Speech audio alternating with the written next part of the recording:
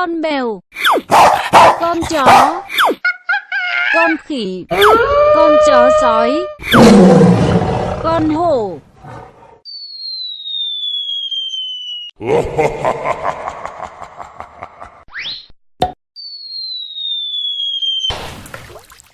Màu xanh lá cây,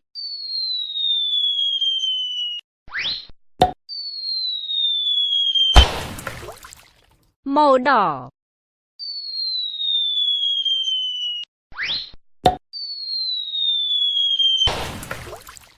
màu xanh da trời,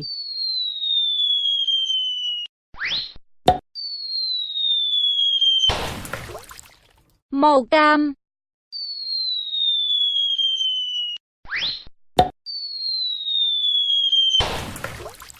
màu tím,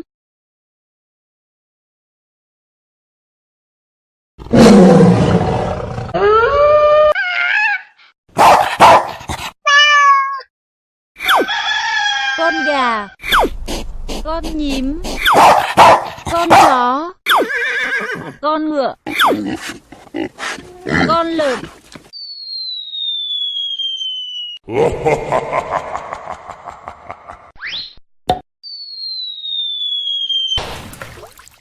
Màu vàng,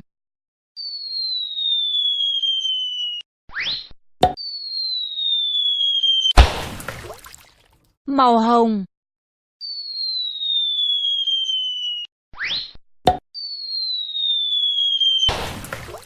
màu xanh da trời,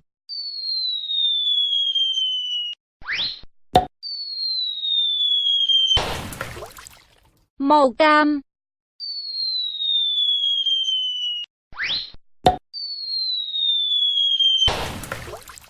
màu xanh lá cây,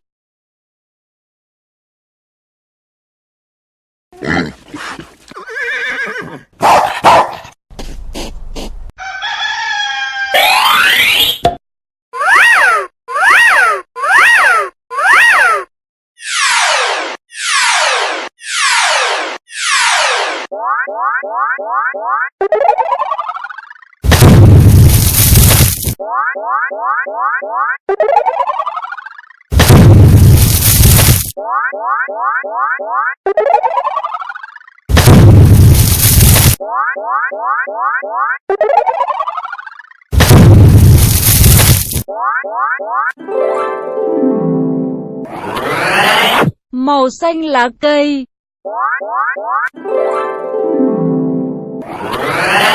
màu đỏ,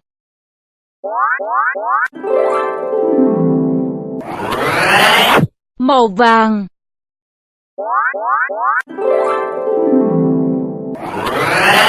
màu xanh da trời.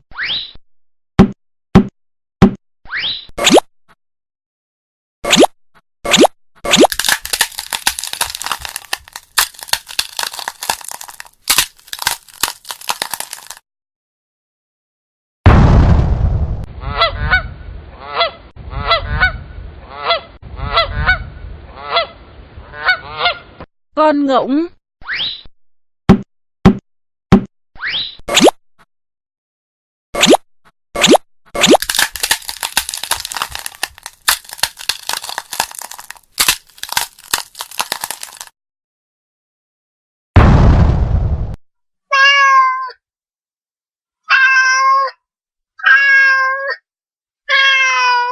con mèo,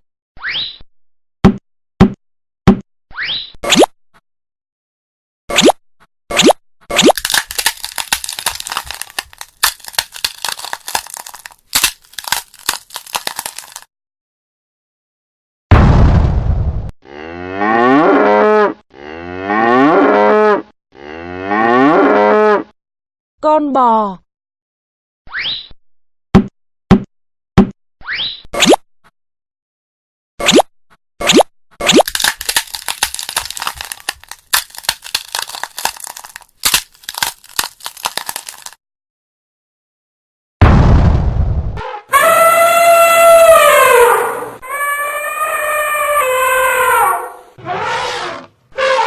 con voi,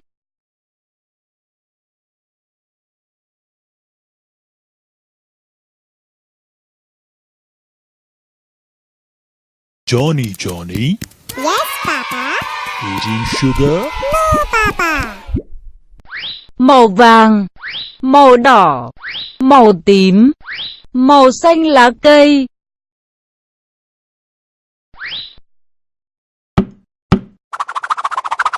Con khủng long màu vàng.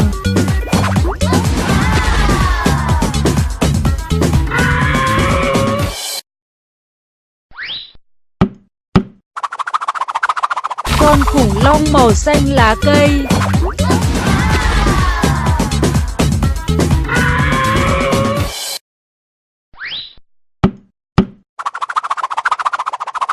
Con khủng long màu đỏ.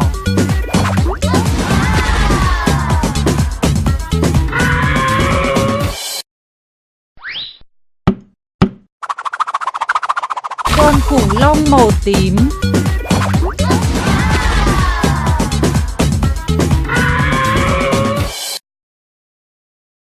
Xanh nước biển, màu hồng, màu nâu, màu cam.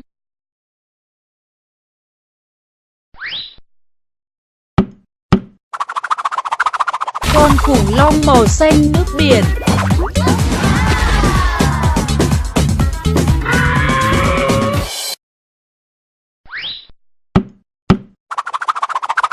Con khủng long màu cam.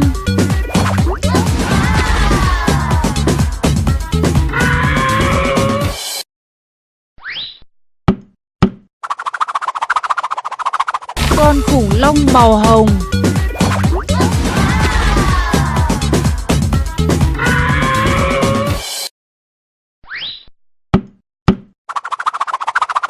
Con khủng long màu nâu.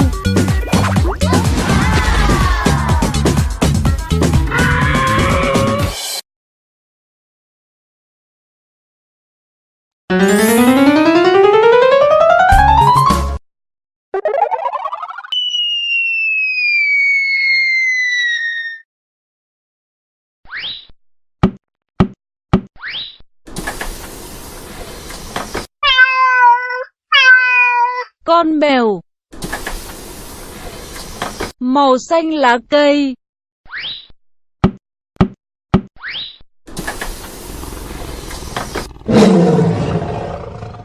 Con hổ,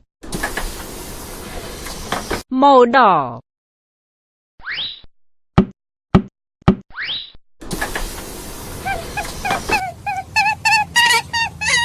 Con thỏ, màu vàng.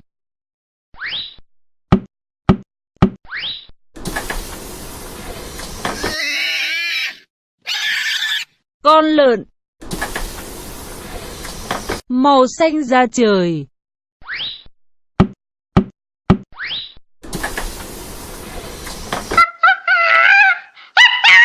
Con khỉ,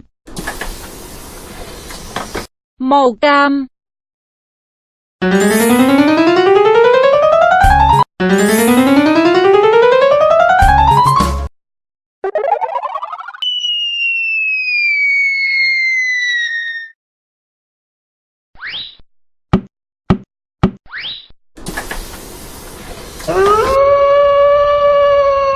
Con chó sói, màu hồng.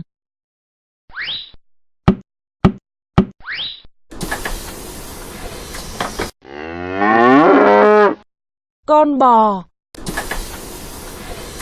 màu trắng.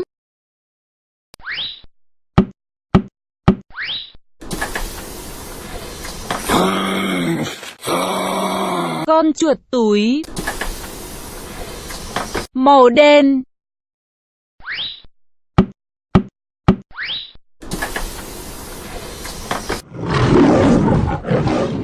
Con sư tử,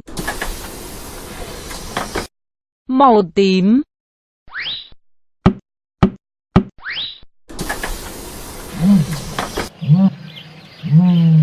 Con đà điểu, màu nâu.